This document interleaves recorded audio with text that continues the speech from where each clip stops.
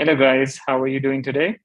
We shall start the webinar in approximately 3 to 4 minutes. There were a couple of questions at the beginning with respect to how long the webinar be. I would expect the webinar to be approximately an hour, but depends on the questions and answers. The more interactive, it might take a bit longer. But generally, I'm trying to keep it within an hour. So let's just wait till everyone logs in, and then we can go ahead and start.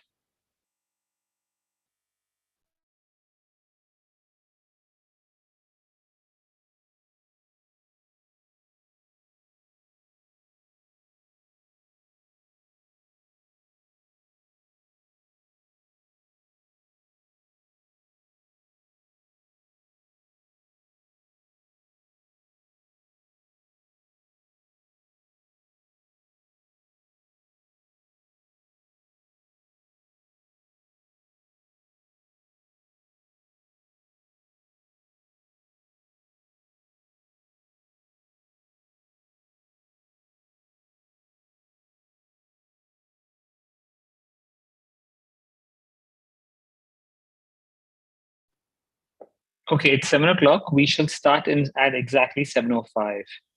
So just bear with us and we'll start in the next 5 minutes. See you then. Bye bye.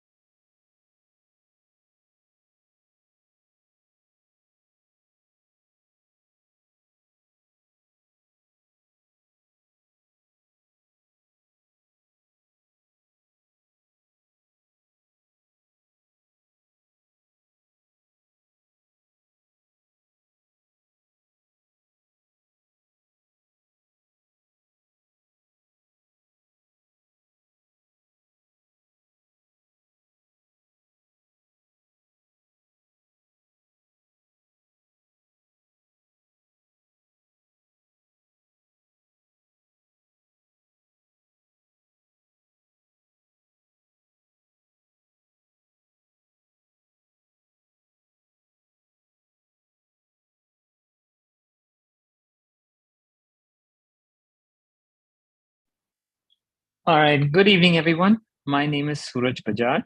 I am one of the founders of Collegepond. Today, we're going to be discussing uh, the process of applying abroad and what you need to be thinking about as you consider your options of studying abroad and creating a career for yourself abroad. Okay, there were just a couple of ground rules as we start this process. First of all, this workshop is applicable to everyone. It's not India specific as such. It's actually a workshop that will actually help anybody who's seeking to pursue a graduate degree or a postgraduate degree abroad and are ultimately looking to migrate and create a career abroad, right? So let's just start with that. For sake of simplicity for myself, all right, my suggestion would be to actually go ahead and post all your questions in the Q&A section, which is on the top right hand side of your screen, as opposed to the chat. This will make it simpler for me to actually use one place where I can answer all your questions. I would like to make this webinar as interactive as possible, because the more interactive is, the more questions you ask, the better it will be from your perspective in terms of the knowledge that you will gain. I'll try to do my best with respect to answering all the questions that students have come across and asked us. But uh, overall, it will be easier, and actually, and I might miss some questions, so I would request you guys to just post your questions in the Q&A. All right, so let's get started. The focus of this webinar or this workshop is essentially to give you a 30,000 feet level view of what you should be considering as you look to pursue a graduate degree abroad or pursue education abroad and ultimately create a career for yourself that has significant growth opportunities in the future for yourself. Okay. So I think the first most important thing is actually looking at how do you find a suitable career that suits you. So before we start, I just want to go ahead and give you some background about ourselves. Collegepond has been in the business for a long time. I think we've been in the business for close to 17 to 18 years. We Every year we have students going in multiple numbers to these universities, and you can actually go to our website at collegepond.com and look at the scorecard and review the scorecard, and that'll give you an exact. It will give you an exact representation of what we can actually achieve for you as a student. So, what is a career? Many people think that a career is something that I just get into in terms of a job. A career is not a job by any means. Okay, it is essentially a type of response or a type of work that you do that has upward mobility. If you believe that you're going to hit a glass ceiling with what you're doing, it is not a career. It is just a job. All right.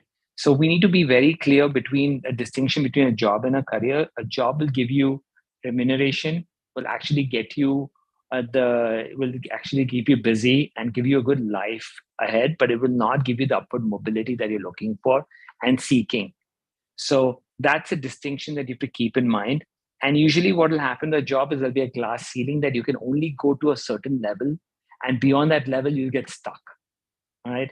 Whereas in a career, you will actually see yourself actually moving over the years higher and higher into management level and senior management level. Okay. The other thing when you define a career is that there's continuous opportunities to develop skills over time. All right. So when we look at a job versus a career, okay, uh, a job you will actually get to a point where you'll say that, hey, this is getting very mundane and monotonous. Whereas in career, you'll actually see, hey, I excelled in this task. Now my next year's representation, next year's responsibility is going to be much higher than what it is, and it requires me to retool myself or reskill myself. Okay, and in many cases will include managerial roles as you move along. Move along. Okay, the ability to laterally shift positions. A career will give you significant opportunities to not just make a switch from one BPO to another BPO or one tester job to another tester job.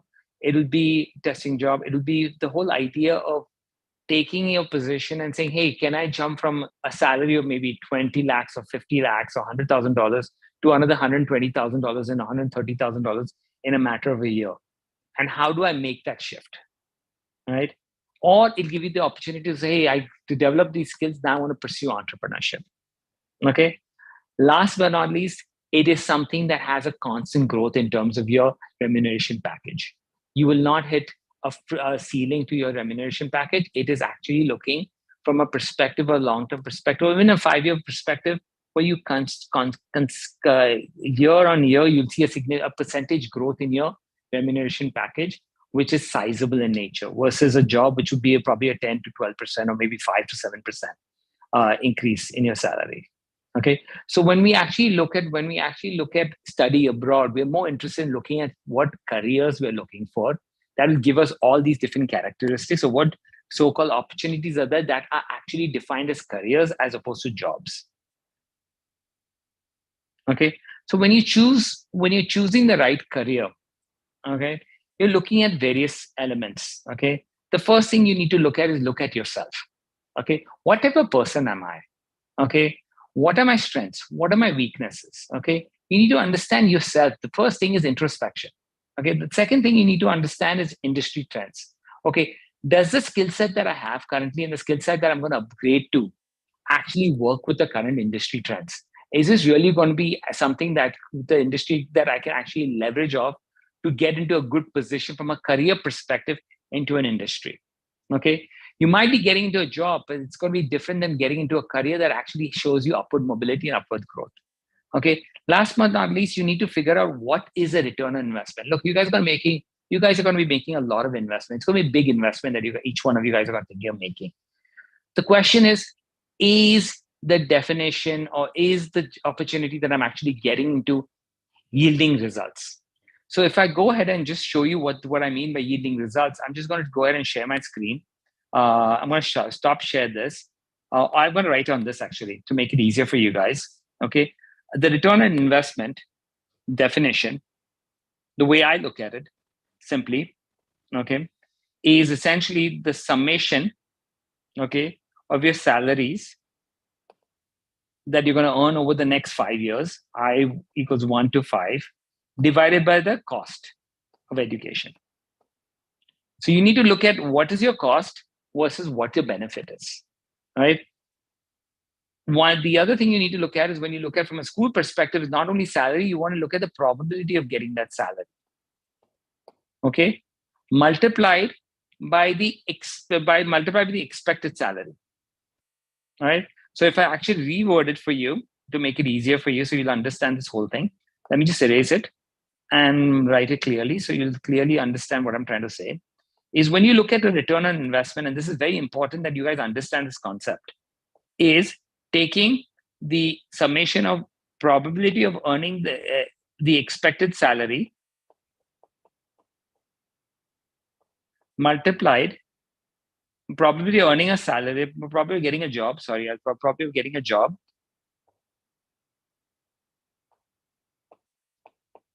multiplied by the expected salary that you're going to earn, that you're expected to earn, divided by the total cost. This is true for a PhD applicant as well, because once you complete your PhD, you need to make sure that this actually works across the board. So in any type of education that you look at, you need to think of it from that perspective as the probability of getting a job versus multiplied by the expected salary. All right. It's not just looking at, hey, you know what, my friend actually went ahead and earned this much money, that means I'm going to do it. It's not going to be that the case. You need to look at what is the average salary people are getting, what percent of students are getting jobs, okay? And what is the median salary people are getting? And that's how you're going to determine what is the ROI that you're looking at, right? So let's move on, okay? So the first thing, as I discussed with you, is the whole idea of looking at yourself, okay? So when we look at ourselves, when you introspect, we need to understand yourself. So what am I talking about understanding yourself? Okay. Are you an introvert or an extrovert? First question. When I look at an introvert or extrovert, why is it important? Because an introvert, what we've seen from practice and experience, an introvert doesn't mind working in a research role, doesn't mind working in a coding role. An extrovert doesn't want to do that. He wants to be in front of business. He wants to give presentations. He wants to actually go ahead and work in team projects and be responsible for managing projects or dealing with people. All right. So that's an important distinction, because the type of roles and the type of careers that you're looking for will differ accordingly. All right. The next question you look at whether you want to be individually evaluated, or do you want to work as a teamwork, and do you want to be evaluated as a team-based environment? All right. Why? Individual could probably give you better recognition, but you might want to say, you know what, I'm a team player, I want to be part of that. So we need to understand that, because that will give you a different role and type of different career, different type of position that you're looking at. All right. The third thing the third thing you want to see, you ask yourself, I'm a leader, I'm a follower, or I'm a doer. There are three types of categories. Okay. So when I look at a category, is a leader, follower, and this is important. I mean, nothing is wrong with each of these categories, but it's important to understand that. Okay. A leader is someone who likes to lead projects. A follower is a person who you give him the instructions, he will do it.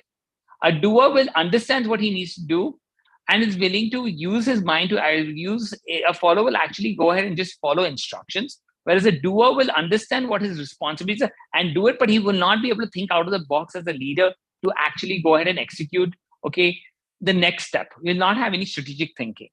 Now, you need to put yourself in any of these three shoes and wonder about where do you actually fall as a person, all right? In many cases, keep in mind, the leader doesn't mean that I'm better because I'm a leader. Okay. Actually, in many cases, a follower or a doer can actually do better than a leader, because a leader at times may not be able to prove himself in the long run. Okay. He might not be able to manage people. And it's very difficult to actually determine whether you're a leader in your initial part of your career. But as you have 3 to 4 years of experience, you'll be able to tell which direction you are in. Okay. The next thing you need to think about yourself, and these are bullet points that you guys really need to think about, is are you a type of problem solver, an analytical person? Are you a communicator and a presenter? Why is that important? Because that will actually go ahead and make a distinction of what type of careers make sense for you. Okay. As you start thinking about your personality, then you think about, what are my objectives? When I'm looking at a career objectives, I need to look at my objectives. Am I looking at my whole goal is to make as much money as possible? Do I want a work-life balance? Okay. Or do I want to ultimately take this experience and embark on an entrepreneurial track? Okay. We need to think through all those different answers. You need to have these answers before you think about what type of career you want to get into. Okay. The last type of questions that you need to think about is, what is the ideal work environment for me? For many of you guys are freshers, you don't know. Okay. But you can answer simple questions like, do I prefer short projects or one long-term assignment? Do I want to work on multiple things, or do I want to work on one singular thing and complete it to perfection? Okay. Do I like to be stationed in one area or one location, or do I love to travel on a weekly basis or maybe on a monthly basis? Do I want to work individually? Do I want to work in a group? Do you want to have a collaborative environment assessment or an individual assessment? All these qualities are absolutely necessary to understand what type of career makes sense for you. All right. And this is something that no one can do it for you. It's something you can do it. We at Collegepond actually go through this whole analysis with you to understand who you are, to determine what career fits you. Because many times when you get into this, hey, this sounds really cool and everything, but when you actually get to it and say, this is not what I actually bargained for. All right. And it happens virtually. I mean, it's not something that happens maybe 10, 15% of the time, and actually happens close to 50 to 60% of the time. Okay.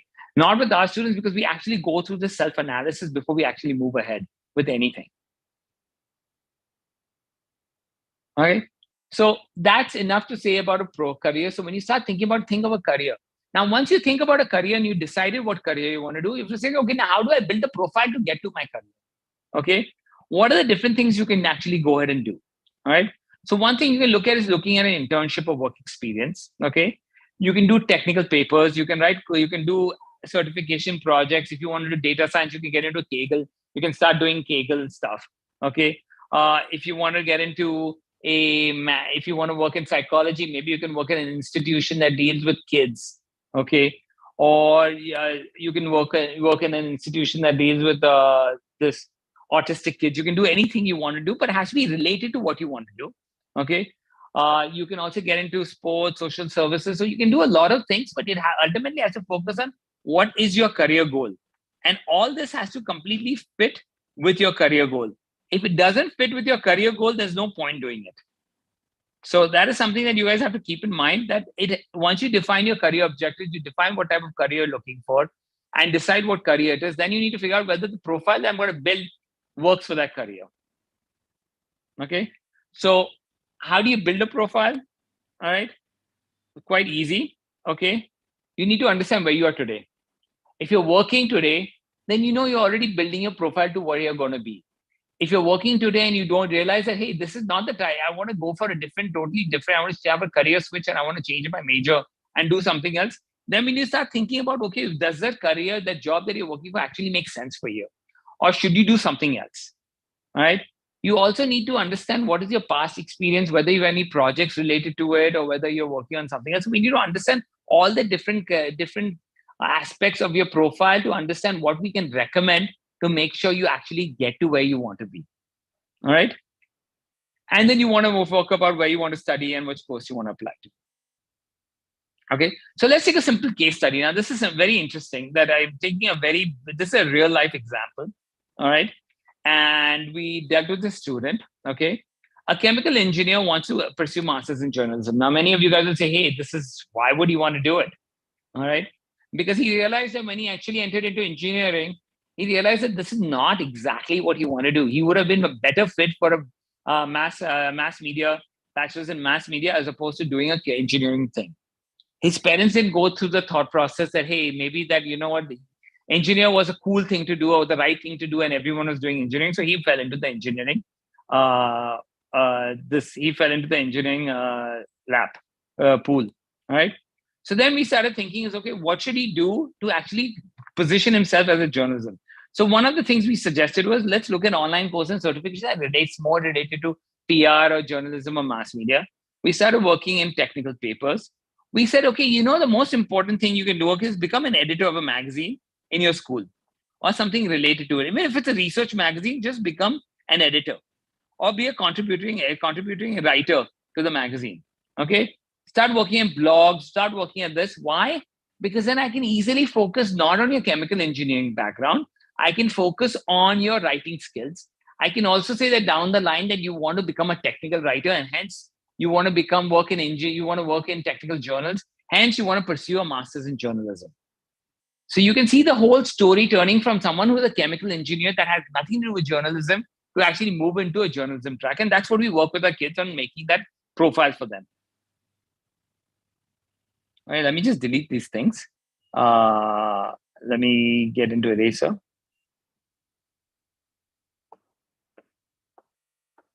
Okay. So where do I start? So that's how you want to start. There are 4 steps that you guys want to start with. Okay. The first thing you want to look at is you want to think about, if you are in your second or third year, you need to start thinking of taking the GRE or GMAT. Okay. The other thing that you need to look at is taking a TOEFL or IELTS, depending on the country that you're working for, country you're considering. You also need to look at, most importantly, is the profile building at this point in time in your career, because I'm assuming most of you are second and third years and going to your fourth year. You need to start focusing on this, okay? Because this is by far the most important thing. And then application process is when you're university. Once you decide your career and you know exactly where you want to reach your target, ultimately what your target is, you need to move towards your application process. All right. So the way I look at it, your goal post is your career objective, and then application process is only the path or the so-called bridge to get you into your career. All right. And school is your university or the college you're planning to is a facilitator to get you there. Okay. Or the vehicle to get you there. All right. So let's move on.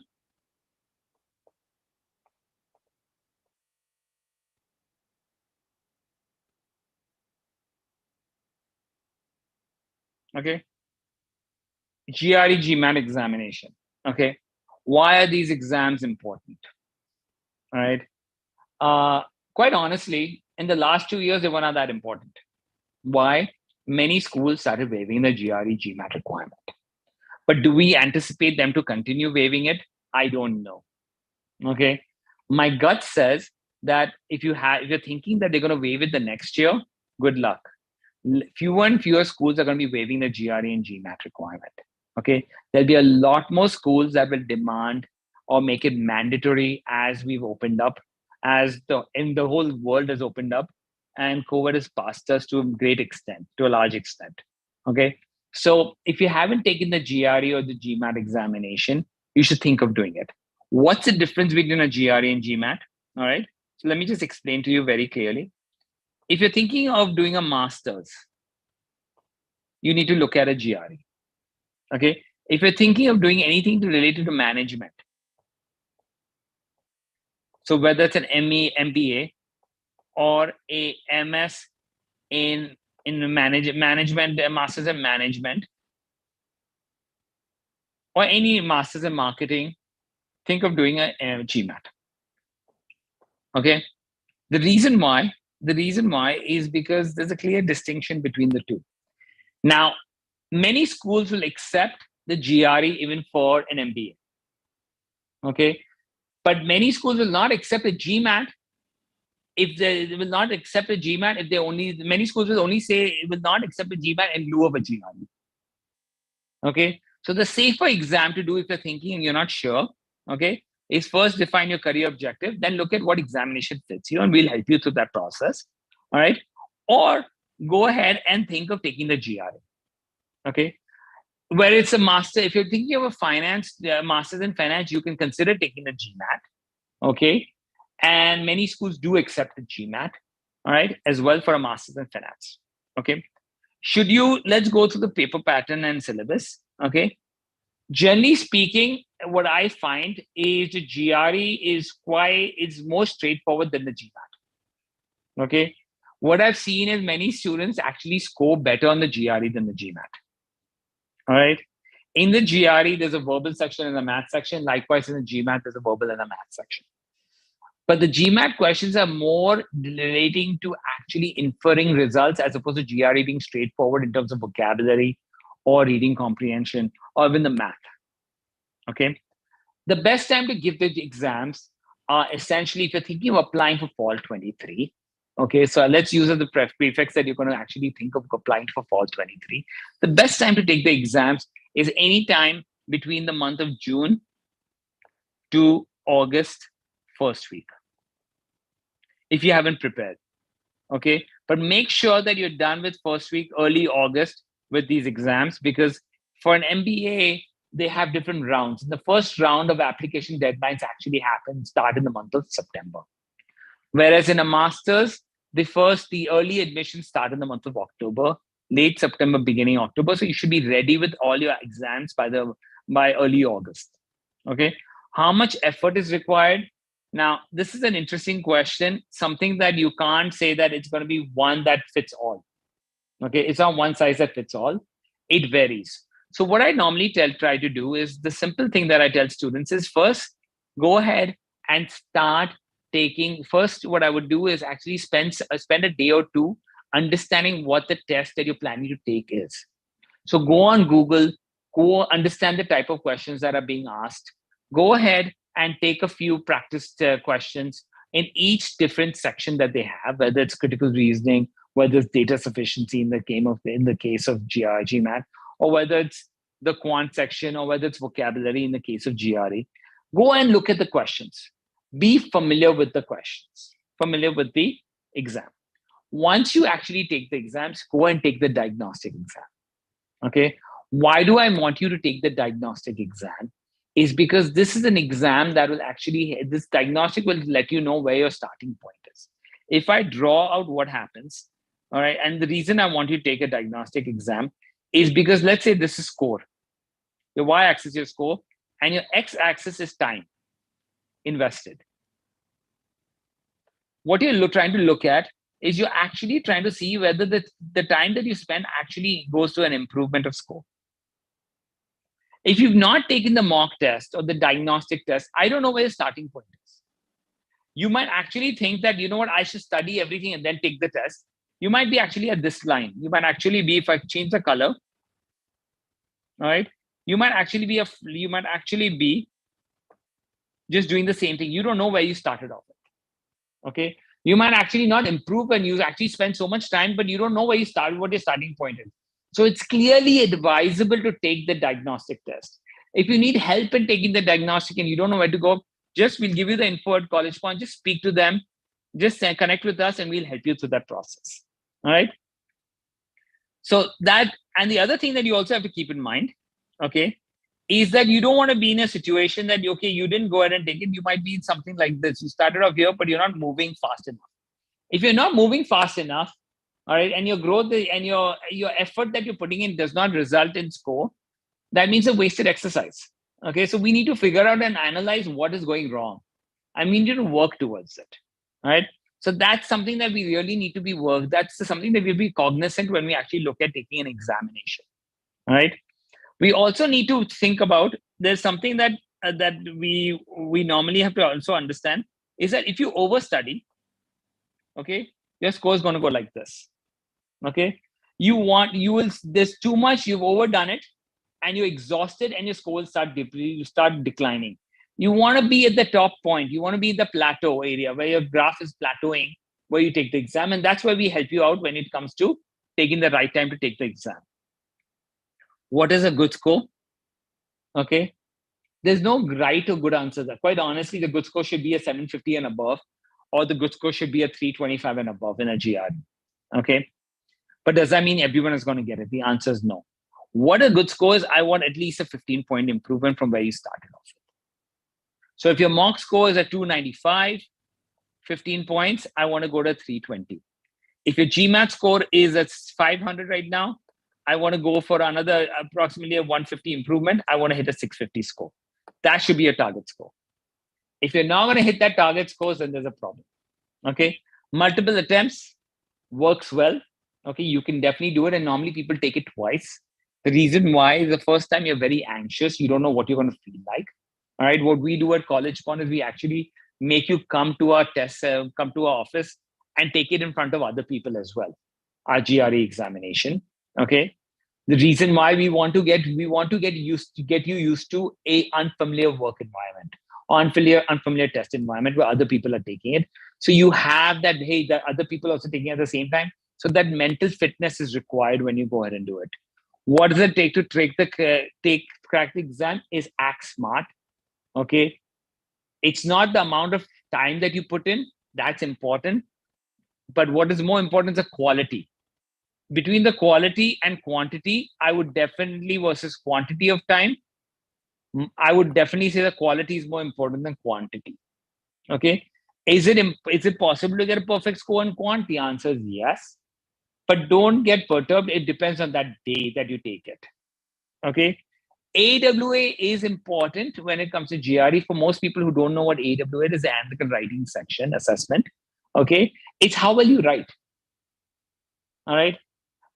In some schools, if you don't score a certain score, an analytical writing assessment they will not even consider you for application.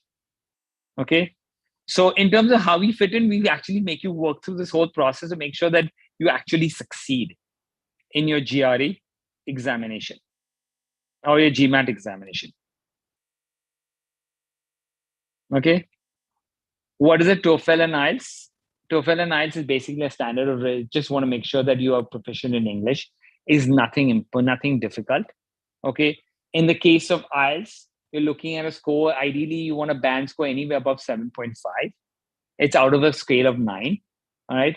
In the case of TOEFL, it's a scale out of 120. You're looking anything above 105. Okay.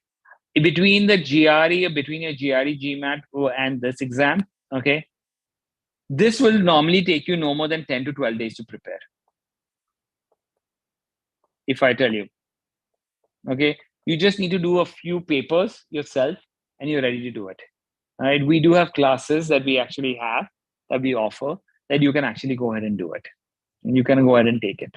All right. For students who are studying alone or studying independently, we've come up with boot camps that actually help you. Okay. The next boot camp is actually this week, that deals with cracking a live paper. So our faculty is actually going to teach you how to approach each question and how to look at it from a perspective of focusing on what is the quickest approach to answering that question. All right. And how many minutes or how many seconds you should be spending on that question. So it gives you a good indicator. Are you spending too much time on the question? Are you spending too little time on the question? The session is tomorrow on that.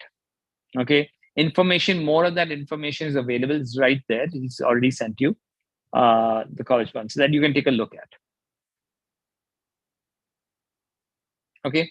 Let's move to how to choose a university. All right. These are various aspects that you can consider looking at a university. All of them are important. But quite honestly, what is the most important thing, if I have to circle, is right here. All right. Jobs. Okay. Co-op opportunities and campus placements.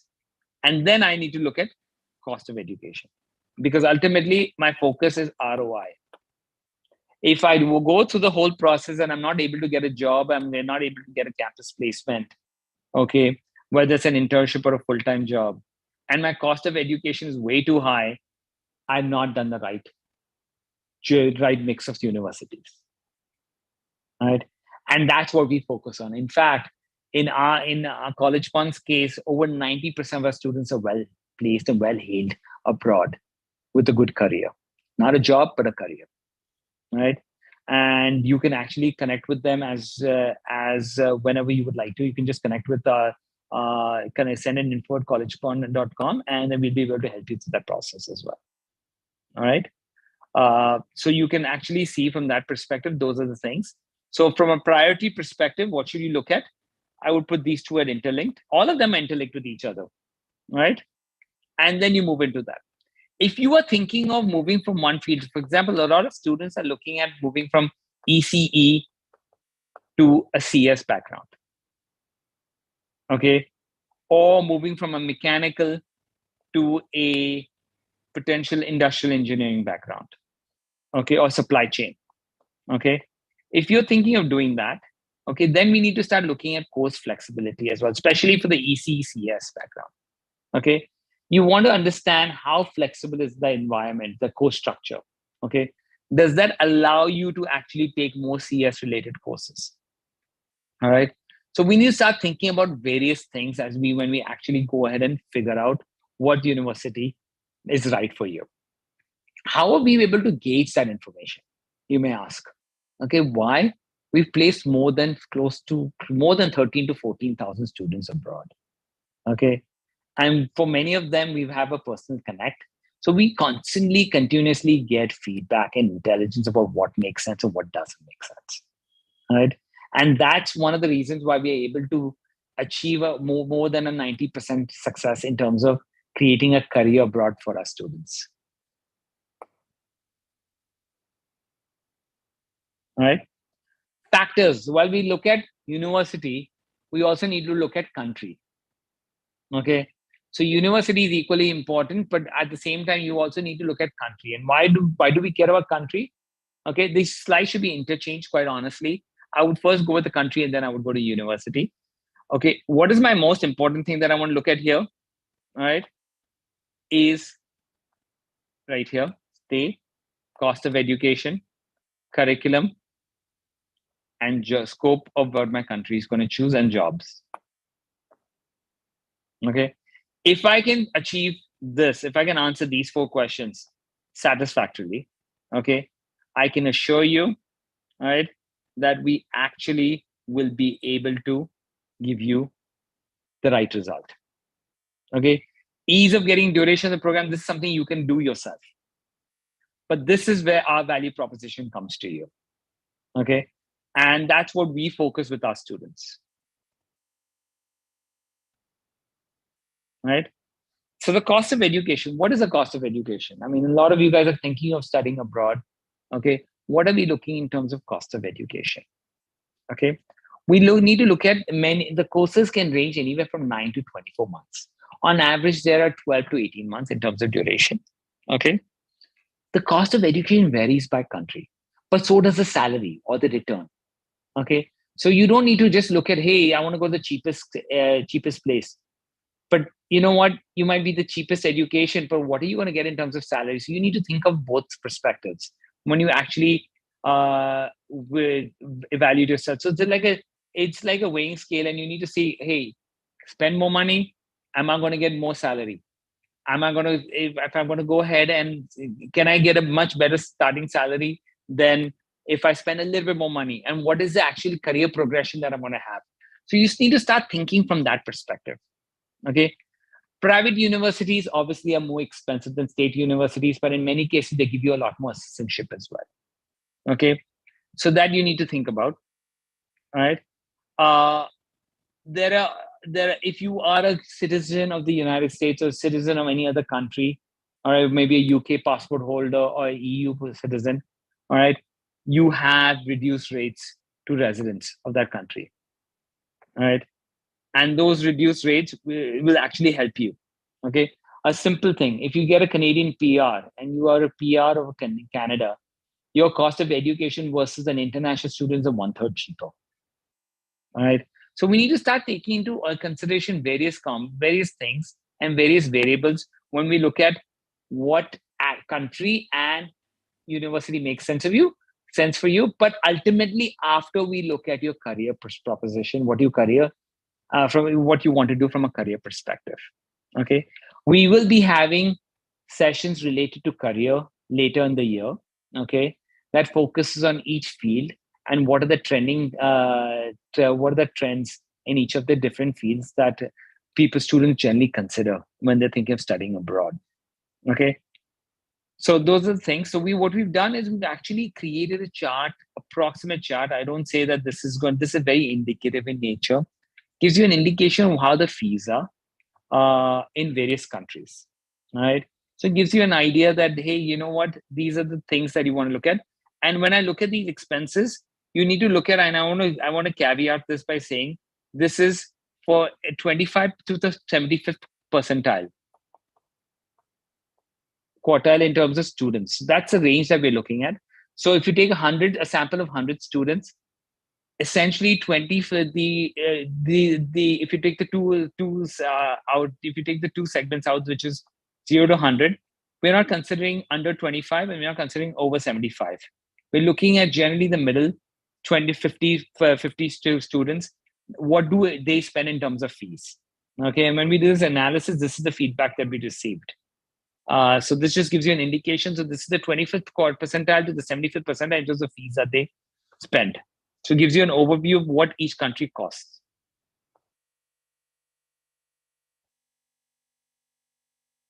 Okay. This gives you the country-wise costs. Okay. Also gives you the idea of the work study, because we are concerned is when we look at return on investment, we're looking at cost of education. When we look at cost of education, we want to actually look at work study. How much can I earn while I'm studying? What is my availability for TNRA? Okay.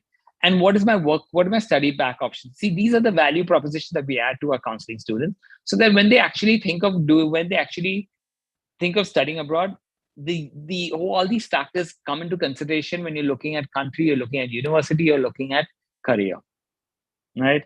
So I'm just going to flip the pages to give you an idea. So this is US, Canada, UK. Focus on the stay back options, because that's many of you guys are looking at establishing a career abroad. So we really need to pay attention to that. All right. I will clean this up so you guys are not confused with my highlighting. All right. Gives you other countries that we look at. When we look at schools, we are country agnostic. We are not looking at any US centric. Okay. We're not Canadian centric. We're not European centric. Many of our students actually apply to two countries at the same time. All right. So this gives you a clear indication of what we do, what type of things that you can look at various countries. Okay. Switzerland, Japan, Singapore. Okay. If you look at the top destinations, if I had to go through the top destinations that I would look at right now, right? I would look at definitely US, Canada, UK, Australia. And if I move to the next page, I'll just clear this up. Okay. And what we see students, Ireland, Germany, Ireland, Netherlands is what we're looking at as the top destinations, and Singapore.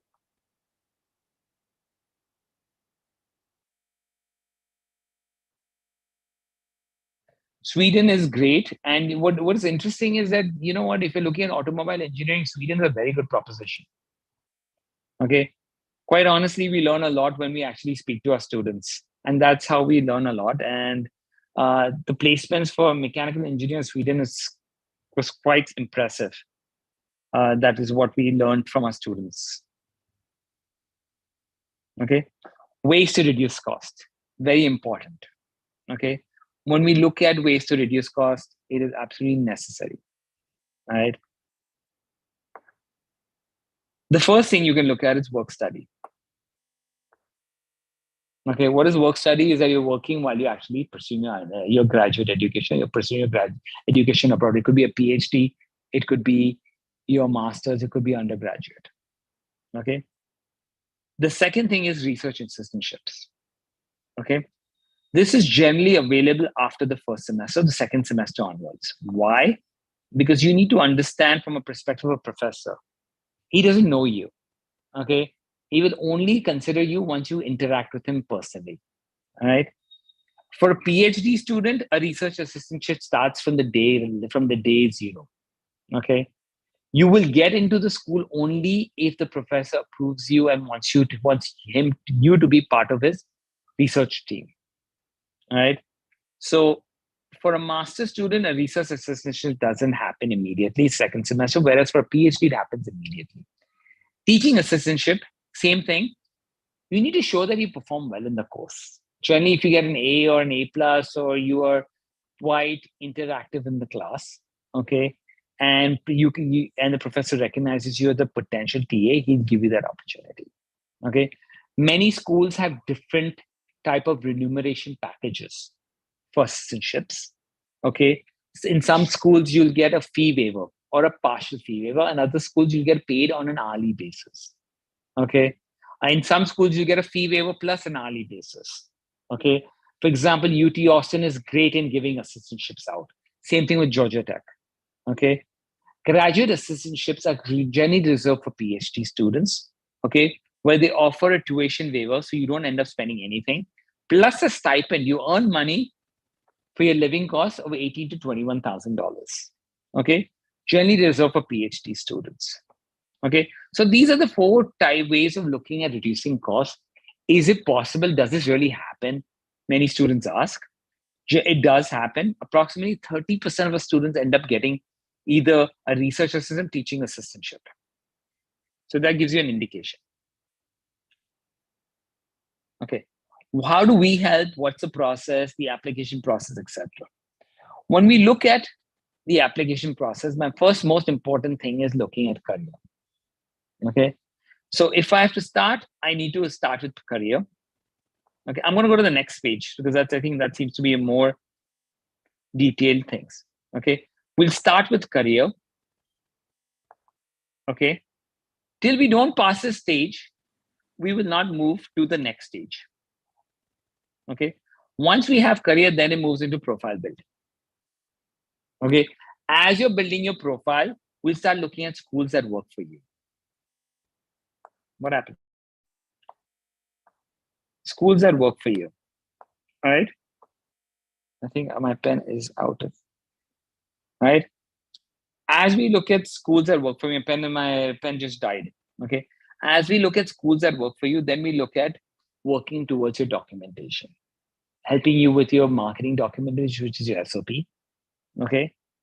Letter of recommendation, which is a third-party evaluation about you, and ultimately your resume. All three documents have to in sync tell a story. Okay. You can't work on each one independently without it collectively giving a story about you. Okay. So we need to think of that as well. All right. So the way we work on SOP is very simple. We don't work on a template. We don't have any templates. We never use a template. Okay. Why? Because quite honestly, when you actually think of using a template, it becomes very structured. You'll have 10, 50 SOPs sounding the same. And quite honestly, the evaluation committee will not be able to decipher what is what is good versus bad. Right? So that's something we don't do. Everything is customized to the student. Then we actually work with you through the entire process of creating your applications. Okay. We'll help you through the application assistance. We'll talk about what are the so-called nuances, whether you need to spend money on WES, how many transcripts, if it's going to cost you for transcripts, how many transcripts you need. Okay. As you complete your applications and you finalize your application, we start working on your scholarships. Okay. If there are any interviews, we walk you through the interview preparation. All right. Then we focus on your financial. Okay. How do you plan your finances? Okay. In many cases, 70% of you guys are going to be taking loans. Okay. And if 70% of you guys are going to be taking loans, we need to make sure that you are adequately prepared. Okay. For example, if your father's earning and he's a self-employed, it's easier to get some salary. We need to be able to build the right profile for your father, your parents as well, from a financial perspective. So we'll start tackling that as well. And we do that early on so that when it comes to taking a loan, your profile looks good. Okay. Once you receive your admit, we start discussing, we connect you with students abroad to see what actually makes sense. What is the real-time picture in the university and the program that you're planning to get into? All right. Why is that important? Because you're going to be spending so much money. And if you're going to spend so much money, I need to make sure that the decision that you're going to be taking is the right decision. Okay. We go through that analysis. Post that, we have a whole process. Our counseling does not end only at that point in time. We have the pre-departure and ultimately the post-landing services. What does the post-landing services focus on? Is ultimately helping you connect with internships and full-time jobs. How are we successful in doing that? We have close to 13,000 students of the 14,000 students already there. So when we have so many students there, they're ready to help our current batch of students who are prospective students who are going the following year. It happens every year, so it becomes easier. So they know that they've availed of these benefits and they're more than willing to help going forward. Accommodations also work hand in hand, all right? And that falls in pre-departure orientation. What we do is we connect you with other people going to the same school, as well as give you connects with in terms of accommodations where you can actually stay in those schools. Right? We have an app that's out, okay? And most of the stuff that I discussed and most of the student experience or alumni videos, we have close to 1,500 alumni videos talking about various schools out there. What's a career opportunity at the school? What's the feedback students are given? It's all available on Converge, okay? You can chat with other students who are actually thinking of going in the current year, all right? You can see what people are getting in terms of admits, okay? Down the line, you'll be able to connect with universities directly and ask questions. Okay. So we have this whole app that's focused on creating an ecosystem that works for you. All right. And these are pain points that we've experienced or we've seen from a student perspective. And we are trying to address it through the app. So I would definitely recommend you to download the app. So it'll give you a very clear indication of what are the steps, even if you're thinking of doing it alone, individually. All right. I'm going to open it out for questions. I know there are a lot of questions, so let me just go ahead and Q&A and try to answer this. Okay. Does Collegepond suggest specific ways to enhance my CV? My intake is full. Definitely it does. Okay. And what I would suggest you is connect with info@collegepond.com or the link that someone has shared. And just send us a message, connect with the one-to-one counseling session, and you'll get your process moving. Okay. Next question. What does a good profile look to get 100% scholarship for masters? Quite honestly, I'll tell you there's nothing called 100% scholarship for masters. I'll be very honest with you. If I look at the number of students we deal with in terms of getting scholarships, I would say no more than maybe 5 in a season, maybe 1% of our students, or maybe less than 1% of students actually get 100% scholarship for masters. If you're looking for a 100% tuition waiver, then consider doing a PhD. It's probably the easier way to doing that. And if you're looking at creating good profile, then we need research experience. We need to see how we can build your profile for a PhD candidate. Okay. Sir, I've completed my MBAs. How can I pursue my MD, MS post-graduation from abroad, preferably USA or UK? I don't have your name, but what I would suggest you to do is many students who are thinking of doing an MBBS look at taking the USMLE 2 and 3 there in the US. All right. And what they do is they go to the public health route and then ultimately switch into residency once they take the 2 and 3 there. Okay. We've had many students in the past that have done it, and just connect with us, and a one-on-one counseling will help you through that process. Okay. I've decided for MSc in finance for my, so can you guide me? Bhavish, that's island is an island. If I can tell you, is the headquarters for many tech companies and pharma companies globally, for the European headquarters. There's a European headquarters because of the taxation system. So MSc in finance is a good option, but just keep in mind, it's a small country. Okay. An island is a very good option if you want to work in a so-called a multinational. But if you're looking to work at a corporate finance role or an investment bank, then Ireland might not be the right place to look at. You might want to look at UK or one of the big financial centers. All right. So that's something that, Bhavesh, we need to think about when we actually look at a career and what your objectives are post your career to decide which country makes sense. Sorry. Okay. Will Collegepond help us diagnose what is a good career? 100% yes, Fiberby. That is something that we'll do definitely. How can we do a master's in computer science at Princeton University? The computer science program in Princeton University is more research-based curriculum and not a so-called industrial course or a specific getting you to a job-ready role. So if you have research experience and you really ultimately want to pursue a thesis and a PhD, Princeton is the right way to consider it, because it's more PhD centric than other programs like a Georgia Tech or a Columbia, or looking at any of the schools, even in Berkeley for that matter. What about bio? Depending on what you want to do with bio, what is your ultimate objective when you're looking at biology? We need to think about that. And what career do you want to get into from a bio perspective? Okay.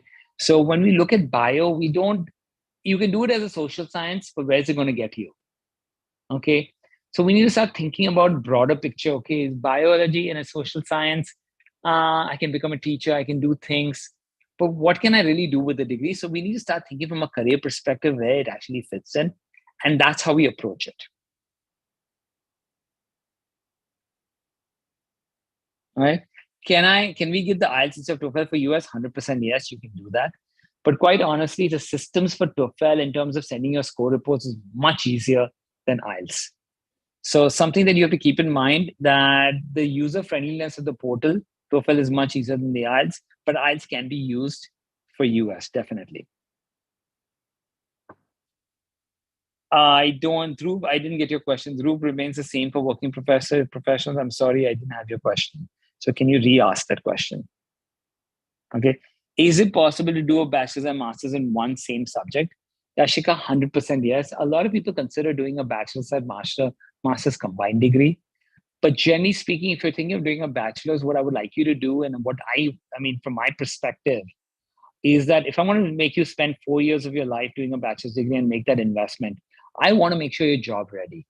And if you're not going to be job ready, then something I've done wrong for you. Okay. So Yashika, the idea is that after you do your bachelor's, you want to go into the job. You should be career ready. And once you're career ready, down the line, 2-3 years thereafter, if you believe that you need to do a master's to retool your skill set, 100% yes. Or if you say that, hey, I worked for 3-4 years and I want to do an MBA, something we can definitely get through. Okay. Tell us about tell about scholarship also. Scholarships are available. Okay, for undergraduates, they're definitely available. For grad students, they are available. It varies from school to school and country to country, and something that we will be able to deal with only specifically on a facts and circumstances basis. It's something that I won't be able to address specifically. Med schools do not require GRE. Okay. Generally speaking, if you're thinking of you need to do the MCAT if you're looking at med schools. Every country has a different requirement when you're looking at med schools. In the case of UK, you're looking at UK CAT. I think it's UK CAT or UK MAT. I don't know which one. And it's just something that you can just take a look. Okay.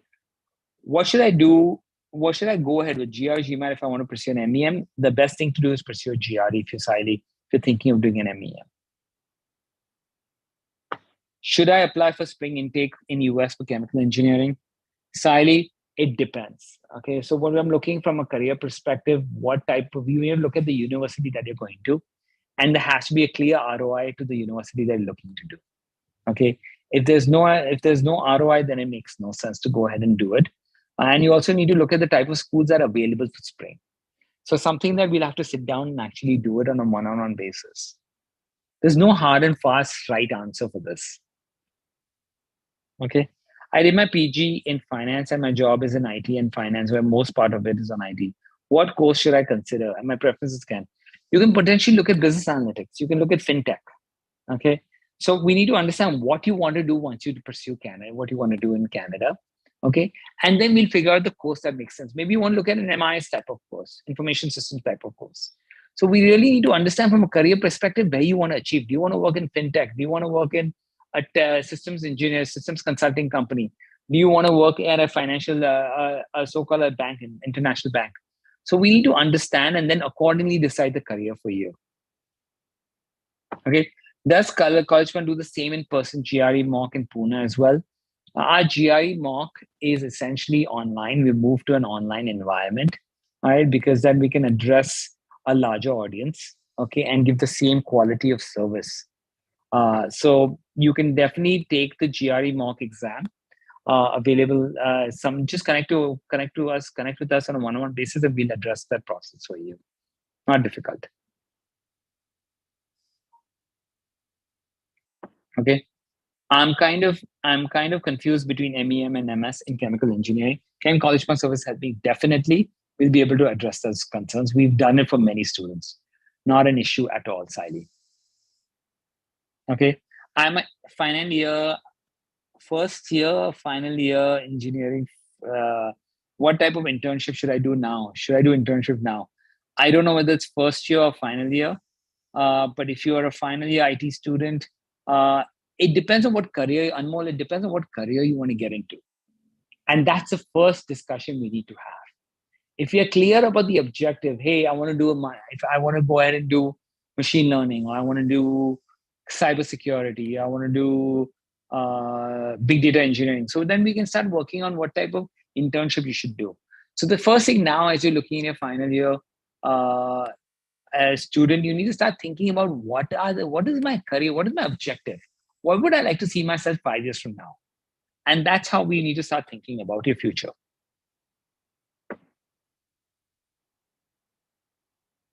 Okay, could you please answer what are the additional expenses apart from cost of education?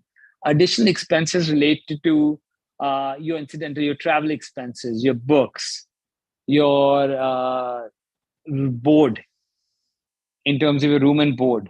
Okay, it could be related to your telephone bill, your internet expense. It could be related to all that. Okay, can you share slides which you showed? It's available on this. This session will be available on a YouTube channel, so you can definitely take a look at it at that point in time and revisit it. Okay, do you help in finding accommodation in the country of our choice? Yes, we do help in that. Okay, we will connect you with people. We'll go through. Many of our counselors have actually studied abroad, so they'll definitely be there to help you through that process. If anyone wants to make a career in teaching field in Ireland, so how will he or she do? We need to look at the program and ultimately see what your ultimate objectives is. Do you want to become a teacher there? Okay, or is it the whole idea of just to learn and come back? So we need to think about what your ultimate objectives are. Okay, and if your career is teaching field in Ireland, then we need to take a course that relates to education in Ireland. See what certification programs that can help you, and then we move ahead.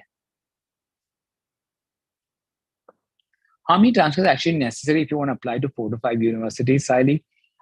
Quite honestly, if you want to apply to 4 to 5 universities, you need 3 to 4 transcripts, because many schools will tell you to upload your transcripts digitally. And when you get into the school, they want an official transcript. So it depends on school to school and depends on the country that you're doing to determine how many transcripts are needed. Okay. Does a social media presence and well-built profile required for a student who's considering to pursue his master's abroad is redeemed you other than LinkedIn? If yes, what would you recommend? Does a social media presence and well-built profile required for a student who's considering to pursue a master's abroad in and other than LinkedIn? If yes, what would you recommend? Amish, I'm not clear regarding what question you're asking. Okay. Best time to give the GRE, I already answered it. The best time to give the GRE would be any time from now till, I would say, first week August. You give guidance for working professionals, Dhruv. I would say close to 35% of our students are working professionals. So that'll answer your question. So can you guide me? 100% yes, Bhavesh, we can definitely guide you that you've decided to do an MSc in finance from Ireland. And what we need to we'll work with you is try to understand and try to clarify or demystify what your ultimate objectives are. And then we'll walk through that process. We can definitely help you, Bhavesh. Okay. Does work experience lead to better choice of getting RAs? Work experience doesn't lead to better choice of getting RAs. Research leads to better chances of getting an RA. Okay. Work experience does if you're doing cutting edge work experience, cutting edge research in your work, then yes, it gets into better chance of getting RAs. But generally speaking, I haven't seen many jobs available here that give you that cutting edge research skills. Okay. Is Switzerland a country to consider for masters? Yes. Many of our school students have gone to ETH Zurich on a full scholarship. Okay. So Switzerland is considering, but just keep in mind, getting a job in Switzerland post your degree is very difficult. They only issue close to 7,000 work permits in a year. All right. So keep in mind that when you're looking at Switzerland, it's good to study there, but working wise, you need to look at continental Europe then. Okay. What are the chances of getting a graduate assistantship as a Georgia Tech? After the first semester, it's definitely available. I mean, know a lot of students who've got it. Is it realistic to apply to top 10 colleges directly after bachelor's as a fresher for CS? Quite honestly, if you see our scorecard, and something that I recommend you guys do is go to our portal, www.collegepond.com, and look at the scorecard. You will see multiple admits, double-digit admits in all the top colleges. Okay. Many of these, and as a percentage, 50% or close to 65% of the students are freshers. So that will answer your question for you. Info on STEM, MBA, and use Twisha, just connect with us at info at Collegepond. We'll be more than happy to help you on that. Okay. Do you recommend Masters in Healthcare Management Engineering at USA? Akash, it depends on what your ultimate objective is. Okay. And that's very important. If you want to do healthcare management, think about where you're going to go through after you go through healthcare management and once you graduate. Okay. Is this going to give you the career trajectory you're looking for? So the first thing we need to decide is why am I doing this? Okay. Where am I going to end up? And then come back and say, hey, is this course right for you? But if you say that I've already gone through the position and I'm looking at USC as an option, yes, USC is a good program to look at healthcare management. Okay. If you're asking me, and after you're doing those basic, the things that I just spoke about, if you've done that, then the exercise, if you've done those exercises and now you're speaking, perfect. Then the USC is worth considering for sure. All right. I'm going to spend the next 7 minutes on this. I know I've not answered all your questions and I apologize. What I would tell you to do is definitely schedule a one-on-one counseling session with us and we'll be able to help you in terms of answering your questions or your doubts, because many of these questions I'll be more than happy to answer, but in the interest of time and for the sake of all the participants here, I would suggest that many of these are individual questions. So I would actually go ahead and tell you just schedule a one-on-one and we can move forward with it. All right. Hello, sir. I'm an EC pack. I want to choose CS. Also, my friend is EC who wants to join MIS. Can you guide us? Kadar, we've done it time and year after year. So I wouldn't be worried. I would tell you to just schedule a one-on-one session. We can take it from there. Okay. Can I get a job after MBA without prior internship or work experience? Quite honestly, I would not even do an MBA if you don't have work experience. Why? Think of an MBA as your wild card. As you, if you could play Uno, and you know the concept of wild card. So wild card is where you can change the color, you can do various things, okay, to change the direction of the game. All right. Similarly, an MBA should be thing. You should consider an MBA as a wild card. It's something that allows you to change your career track. That allows you to accelerate your career, move you in a different direction, or if it allows you to break a glass ceiling. Now, if you've done one MBA, doing a second MBA really doesn't make any sense. So the idea is, and many schools, if you look at it, they require 4 to 5 years of experience, or maybe 5, 6 years of experience. All right. So the idea of doing an MBA post getting some experience is very important, because let's say you start off with something in computer, in programming, or let's say you're a biomedical engineer and you're working at Siemens, and you decide that, you know what, I've done this, but I don't see a future in this. Okay. If you had done an MBA and you worked in sales and selling a radiology equipment because you actually were a biomedical engineer and you did an MBA directly, you might be working in Siemens as a sales representative or in the marketing department. But that doesn't interest you. You want to move into finance then. Okay. Once you work for 4 or 5 years and then you try to start again and say, hey, now I want to move a career change and do a career change in finance, becomes extremely difficult. Okay. But if you worked as an undergraduate and you worked and got a job in sales or whatever you want to do, and then after 3, 4 years or 4 years, you decide that, hey, I don't want to do this career. Now I want to think of doing something else. MBA, that's your wild card. MBA will allow you to do that. If you use a wild card too early in your career, okay, and quite honestly, many of the top schools now will not even consider you if you don't have work experience, all right? What you're going to put is you're potentially going to jeopardize your career trajectory and your career growth. And something that I would definitely not recommend. In fact, even myself, I did my undergraduate at University of Pennsylvania. I got a dual degree, a Bachelor of Arts and Bachelor of Science from Wharton. And then I did my MBA at Columbia. And quite honestly, I had to wait for 4 years for me to move into to do my MBA at Columbia. So that's where, I hope I answer your question. All right, 3 more minutes and then I'm going to hang up. Okay, and I apologize for this.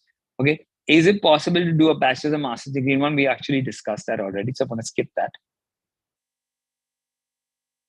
Okay, I'm a final year biotech student and want to enter industry. I had shortlisted USA, Canada, Norway. Can you suggest which one I should target? It depends on what you want to do ultimately. Biotechnology is a very broad field. Okay, you want to know what you want to do. You want to do molecular biology, you want to do tissue engineering, you want to do research, you want to do genetics, you want to work with bioinformatics. What do you want to do? We need to think about all that and then work through the answer. Do you want to work in a research institution? So we need to think about all that. Okay. For an MBA, a lot of units prefer work and so as well. So it is possible to enroll in a good business without work experience abroad, or should I focus on it? Definitely get work experience, Smithy. But if you're thinking of moving into a management domain, obviously a master's in management is already obviously available. And in many cases, if you have an engineering background, you can look at a master's in engineering management, or you can potentially look at a business analytics degree. Okay. So those are also available to you. Right? Which universities focus on industrial exposure MS? Quite honestly, a lot of universities, Sally, focus on taking the industrial path where you ultimately get job ready, okay, for chemical engineering. Okay, how can I do a master's in computer science from Berkeley? Good question.